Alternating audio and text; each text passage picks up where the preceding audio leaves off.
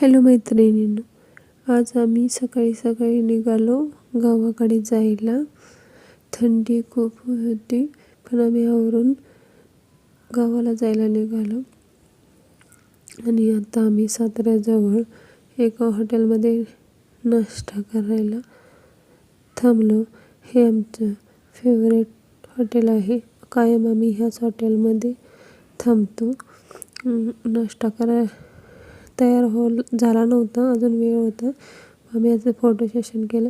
नाश्ता केल्यानंतर आम्ही मग सुवीरला छोटी खुर्ची घ्यायची होती आणि हे वॉटर टँक घ्यायचं होतं आणि सुवीरला हे खूप आवडलं. मग आम्ही हे वॉटर टँक घेतलं. नंतर तो खुर्ची बघून खुर्ची पाहिजे असं म्हणलं.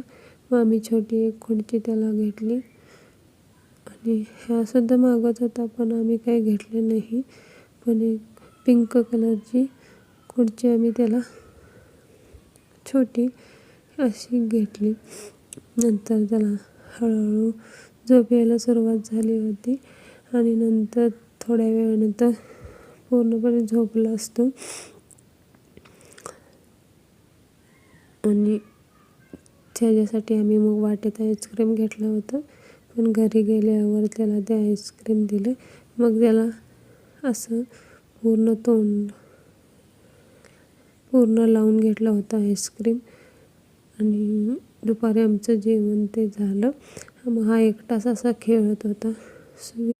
घरभर अशी खेळणी सगळीकडं मांडले होते आणि एकटा स्वतःशी बोलत असं खेळत होता. याच्याची गाडी आणि ही पिंक कलरची खुर्ची हे सगळं घेऊन बसला होता. आणि सुवीराला असं समजतं त्याचा दादा त्याला भेटायला आला. त्याला खूप आनंद झाला. मग त्याच्यावर तो थोड्या वेळ खेळू लागला आणि थोड्या वेळाने खेळून झाल्यावर नंतर त्याची दीदी आणि एक मोठा दादा त्याला भेटायला आली. मग त्यांच्याबरोबर तो खेळत होता. इथे सकाळ सकाळ मग देवपूजा करायची होती. देवपूजा आपण का करतो? देव म्हणजे ईश्वर किंवा देवता आणि पूजा म्हणजे आदर्श, भक्ती किंवा आराधना. श्रद्धेने आणि योग्य विधीने केलेली देवाची सेवा म्हणजे देवपूजा. देवपूजेचे महत्त्व काय आहे? तर सुख शांती, जीवनात सुख समाधान आणि शांती मिळवण्यासाठी देवपूजा हे एक उत्तम साधन आहे. आध्यात्मिक उन्नती, आत्मिक प्रगतीसाठी ही पूजा आवश्यक आहे.